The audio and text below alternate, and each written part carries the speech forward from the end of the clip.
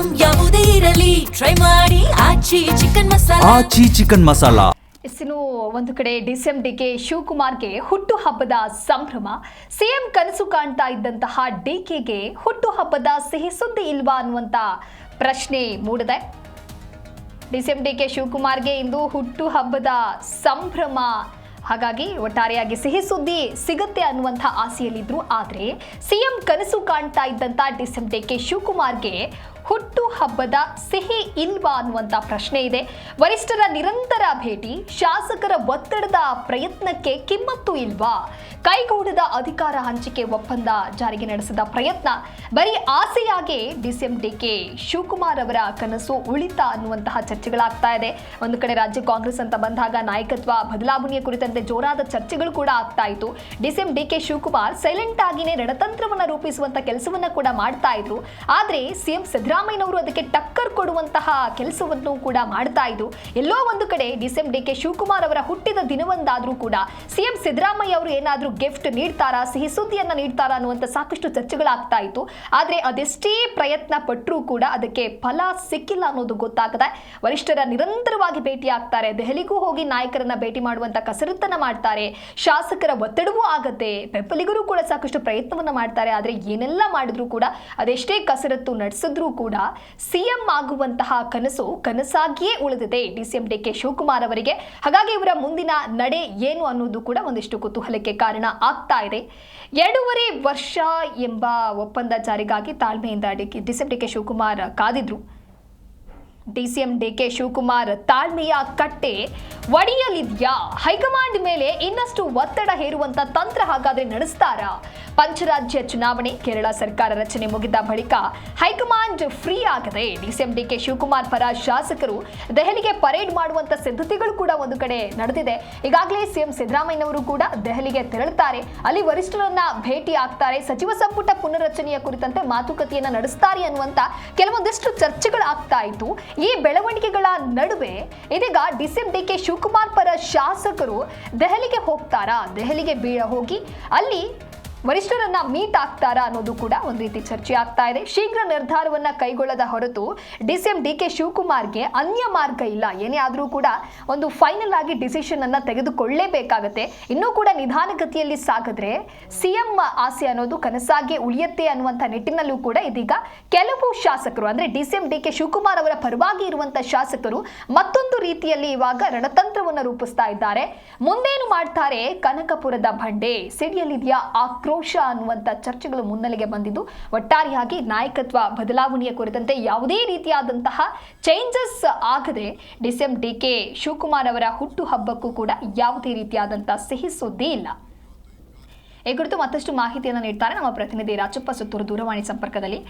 ರಾಜಪ್ಪ, ರಾಜ್ಯ ಕಾಂಗ್ರೆಸ್ನಲ್ಲಿ ಆಗ್ತಾ ಇದ್ದಂತ ಬೆಳವಣಿಗೆಗಳನ್ನ ಗಮನಿಸಿದ್ರೆ ಎಲ್ಲೋ ಒಂದು ಕಡೆ ಡಿಕೆ ಶಿವಕುಮಾರ್ ಅವರ ಹುಟ್ಟು ಹಬ್ಬಕ್ಕಾದ್ರೂ ಕೂಡ ಸಿಹಿ ಸುದ್ದಿ ಸಿಗುತ್ತೆ ಅನ್ನುವಂತ ನಿರೀಕ್ಷೆಯಲ್ಲಿ ಡಿಕೆ ಅವರು ಕೂಡ ಇದ್ರು. ಆದ್ರೆ ಈಗ ಯಾವುದೇ ರೀತಿಯಾದಂತಹ ಬದಲಾವಣೆ ಇಲ್ಲ. ಹಾಗಾಗಿ ಮತ್ತಷ್ಟು ಆಕ್ರೋಶಕ್ಕೆ ಕಾರಣವಾಗುತ್ತಾ ಹೇಗೆ? ಸಿಎಂ ಡಿಕೆ ಶಿವಕುಮಾರ್ ಅವರು ಮತ್ತು ಅವರ ಬೆಂಬಲಿಗ ಶಾಸಕರು ಎಲ್ಲರೂ ಸಹ ಕಾದಂತ ದಿನ ಇದು ಡಿಸೆಂಬರ್ 15, ಮೇ 15.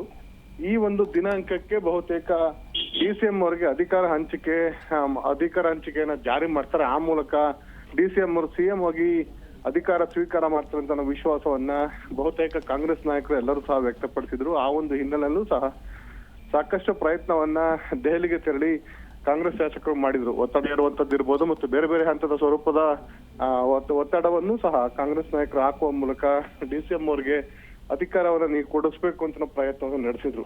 ಆದ್ರೆ ಎಲ್ಲ ಒಂದ್ ಕಡೆ ಡಿಸಿಎಂ ಅವರ ಸಿಎಂ ಆಗುವ ಕನಸು ನನಸಾಗುವಂತ ಲಕ್ಷಣ ಕಂಡು ಬರ್ತಾರೆ. ಯಾಕಂತಂದ್ರೆ ಈಗಾಗಲೇ ಈ ಒಂದು ದಿನಾಂಕ ಇನ್ನು ಮೇ 15 ಒಳಗಾಗಿ ಒಂದು ನಿರ್ಧಾರವನ್ನು ತೆಗೆದುಕೊಡ್ತಾರೆ. ಅಧಿಕಾರ ಹಂಚಿಕೆ ಸೂತ್ರ ಪ್ರಕಾರ ಡಿಸಿಎಂ ಅವರಿಗೆ ಅಧಿಕಾರವನ್ನು ಬಿಟ್ಟುಕೊಡ್ತಾರೆ ಸಿದ್ದರಾಮಯ್ಯನವರು. ಹಾಗಾಗಿ ನೂತನ ಸರ್ಕಾರ ಬರುತ್ತೆ.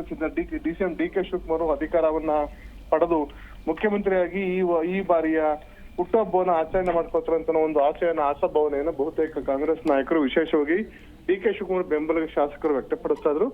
ಹಾಗಾಗಿ ಈ ಒಂದು ದಿನ ಅವರಿಗೆ ಎಲ್ಲೋ ಆ ಒಂದು ಕನಸು ಈಡೇರುವ ದಿನ ಆಗಿ ಪರಿವರ್ತನೆ ಆಗಿಲ್ಲ. ಯಾಕಂತಂದ್ರೆ ಪಂಚರಾಜ್ಯಗಳ ಚುನಾವಣೆ ಫಲಿತಾಂಶ ಆಗಿದೆ. ಕೇರಳ ಸರ್ಕಾರ ರಚನೆಗೂ ಸಹ ಈಗಾಗಲೇ ಬಹುತೇಕ ನಿರ್ಧಾರವಾಗಿ ಸಿಎಂ ಅವ್ರನ್ನು ಸಹ ಆಯ್ಕೆ ಮಾಡಲಾಗಿದೆ. ಆದ್ರೂ ಸಹ ಕರ್ನಾಟಕ ರಾಜ್ಯದ ನಾಯಕತ್ವ ಬದಲಾವಣೆ ವಿಷಯದಲ್ಲಿ ವರಿಷ್ಠರು ಯಾವುದೇ ನಿರ್ಣಯವನ್ನ ಕೈಗೊಳ್ತಾ ಇಲ್ಲ. ಹಾಗಾಗಿ DCM DK ಶಿವಕುಮಾರ್ಗೆ ಸ್ವಾಭಾವಿಕವಾಗಿ ಆಕ್ರೋಶಕ್ಕೆ ಕಾರಣವಾಗಿದೆ. ಹೀಗಾಗಿ ಮುಂದಿನ ದಿನಗಳಲ್ಲಿ DCM ಅವರ ನಡೆ ಹೇಗಿರುತ್ತೆ ಅಂತ ಒಂದು ಕುತೂಹಲಕ್ಕೆ ಕಾರಣವಾಗಿದೆ. ಈಗಾಗಲೇ DCM ಇರ್ಬೋದು, DK ಸುರೇಶ್ ಅವರು ದೆಹಲಿಗೆ ಭೇಟಿ ನೀಡಿ ಕಳೆದ ವಾರ ನಿರಂತರವಾಗಿ ರಾಹುಲ್ ಗಾಂಧಿ ಅವರನ್ನ ಮಲ್ಲಿಕಾರ್ಜುನ್ ಖರ್ಗೆ ಅವರನ್ನ ಭೇಟಿ ಮಾಡುವಂತ ಪ್ರಯತ್ನವನ್ನು ಮಾಡಿದ್ರು. ಮಲ್ಲಿಕಾರ್ಜುನ್ ಖರ್ಗೆ ಅವರ ಭೇಟಿ ಸಾಧ್ಯವಾಗಿತ್ತು, ಇತರ ನಾಯಕರು ಯಾರನ್ನೂ ಸಹ ಭೇಟಿ ಮಾಡ್ಲಿಕ್ಕೆ ಅವಕಾಶ ಆಗ್ಲಿಲ್ಲ. ಹಾಗಾಗಿ ಇನ್ನಷ್ಟು ತೀವ್ರವಾಗಿ ಮತ್ತು ತೀಕ್ಷ್ಣವಾಗಿ DCM DK ಶಿವಕುಮಾರ್ ತಮ್ಮ ನಡೆಯನ್ನ, ತಮ್ಮ ವರ್ತನೆಯನ್ನ ಬದಲಿಸಿಕೊಳ್ಳುವಂತ ಸಾಧ್ಯತೆ ಇದೆ ಮತ್ತು ಅವರ ಶಾಸಕರು ದೆಹಲಿಗೆ ತೆರಳಿ ಒತ್ತಡ ಇರುವಂತದ್ದು ಸಾಧ್ಯತೆ ಇದೆ ಅಂತ ಕೆಲವರು ಹೇಳ್ತಾರೆ. ಇನ್ನು ಕೆಲವರು ಎಕ್ಸ್ಟ್ರೀಮ್ ಸ್ಟೆಪ್ ಅನ್ನ DCM DK ಶಿವಕುಮಾರ್ ತೆಗೆದುಕೊಳ್ತಾರ ಅಥವಾ DCM ಸ್ಥಾನಕ್ಕೆ ಅವರು ರಾಜೀನಾಮೆ ಕೊಡುವ ಮೂಲಕ ಅಥವಾ ರಾಜೀನಾಮೆ ಹಾಕುವ ಮೂಲಕ ಬೆದರಿಕೆ ಹಾಕಿ ಪಕ್ಷದ ವರಿಷ್ಠರ ಯಾವುದೋ ಒಂದು ಸ್ಪಷ್ಟ ನಿರ್ಣಯವನ್ನು ತೆಗೆದುಕೊಂಡು ಒಂದಂಗೆ ಅಧಿಕಾರ ಹಂಚಿಕೆಯನ್ನು ಮಾಡಿ ಅಂತ ಒತ್ತಡ ಹೇಳ್ತಾರ ಅಂತ ಸಹ ಕೆಲವು ಕಾಯ್ತಾ ಇದ್ರೆ.